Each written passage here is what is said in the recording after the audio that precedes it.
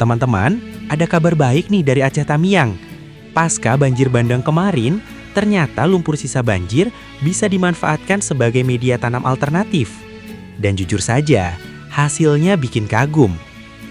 Babin Kamtibmas Polsek Simpang Kiri, Bribka Sukmahadi, turun langsung memantau tanaman bantuan Kapolda Aceh Irjen Pol Dr. Andes Marzuki Ali Basyah MM yang ditanam warga menggunakan lumpur banjir.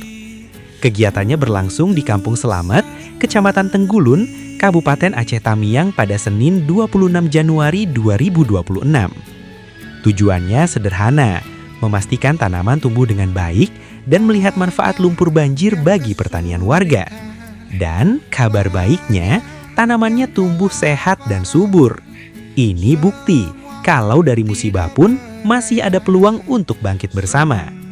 Semoga langkah ini bisa bantu warga bangkit, ekonomi pulih, dan semangat bertani kembali tumbuh. Terang kembali datang.